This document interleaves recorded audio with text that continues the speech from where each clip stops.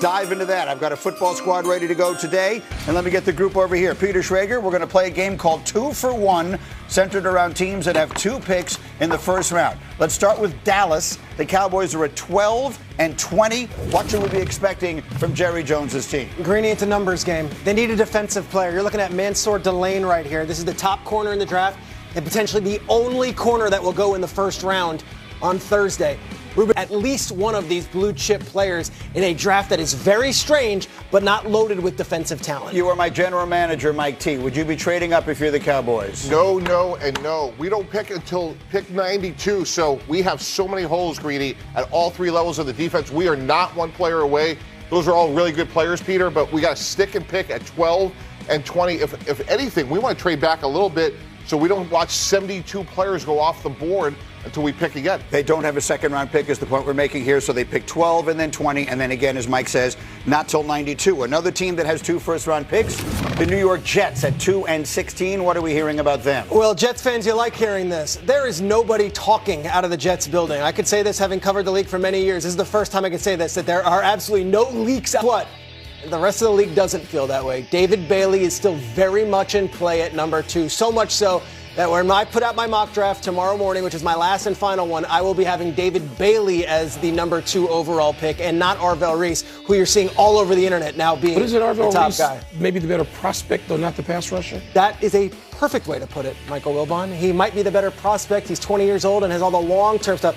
David Bailey had 14.5 sacks and is the better player right now. And when you have a coach who probably needs to win games quickly, you want a guy who knows what he's doing immediately. Bailey with a more polished pass rush game than Arvell Reese has. The Jets also pick at 16. Do you want to see them do a little wheeling and dealing, maybe move around a little bit for a play? I wouldn't mind them moving up for a wide receiver. The Jets have 4 picks in the top 44. They got plenty of ammo if they feel like one of those premier wide receivers is within grasp. Because I don't know if, the Carnell Tate, Jordan Tyson, or Mekhi Lemons going to make it to him at 16. So they got the ammo to go up and go get a guy. If not, then we're talking about Omar Cooper, Denzel Boston. There are some wide receivers. We'll see if the Jets want to move around. And then the Giants this weekend join the list of teams that have 2 draft. I have Arvell Reese footage here because if the Jets take Bailey, I don't know if Arvell Reese goes 3 or 4, meaning he would be surprisingly on the board at 5 for the Giants.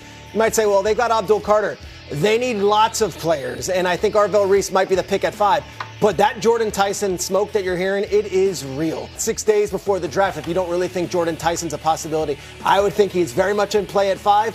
And if he's somehow still around at 10, very much in play at 10. You're worried about it, though, Mike T., because of the injury history. Right, and there's a great axiom that applies here. Malik Neighbors has all the ability in the world. He is hurt right now. You don't want to get another player at the same position who has durability concerns. And when you look at the data over 20 and 30 years, the one predictor is if you have durability concerns in college and now at a skill position where you're asking them to play 17 games, I would be very concerned that you would have Neighbors on one side coming off a big injury with Jordan Tyson, who has great ability, but his one concern is durability. I would look at someone like Carnell Tate for the Giants. D-Wood, you're looking at defense and John Harbaugh putting his imprint on a team as he gets his first opportunity. Absolutely, especially at pick number 5. That's your first pick. You're John Harbaugh. You want to make a statement right out of the gate. This is the New York Football Giants who've been known for defense.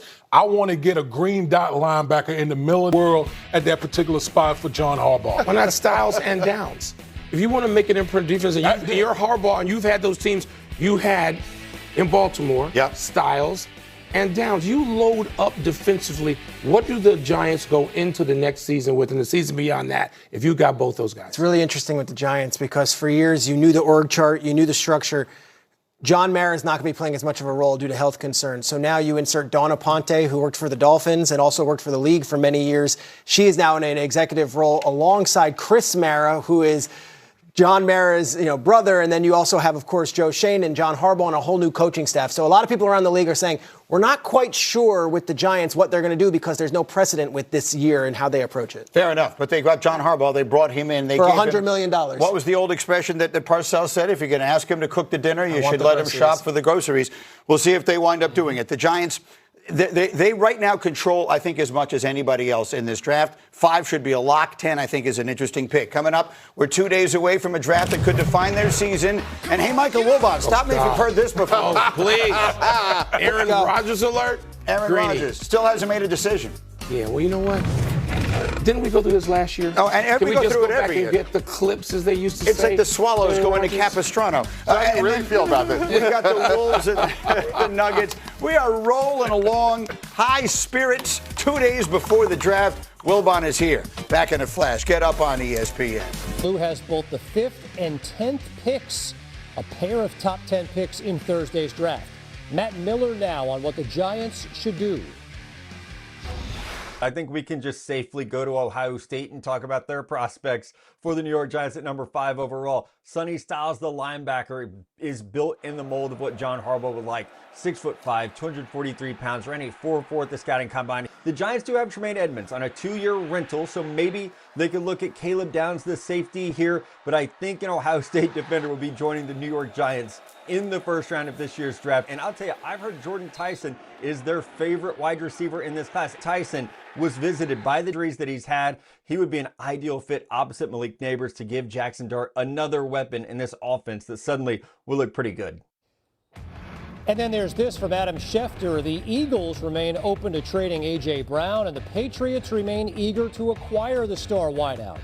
A deal is expected June 1st or later. The deadline would allow Philly to spread a dead cap hit of $40 million over 2 years.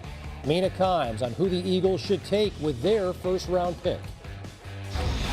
I do think the Eagles should take a receiver in the draft. When they take that receiver is obviously a matter of debate. I could see in the first round they go offensive tackle or edge rusher. Those would be very Eagles-y things to do. But I also think they should consider the Washington Huskies wide receiver Denzel Boston, not just because he has similar qualities to Brown, and he does. He is a true X who wins on the perimeter, big-bodied, great contested catch ability and large catch radius. But I also just think that type of receiver pairs well with Jalen Hurts. Even if Devontae Smith were to get more volume, and I suspect Philadelphia thinks he is capable of that, I still think they need to find a way to add size on the outside, and Boston would be the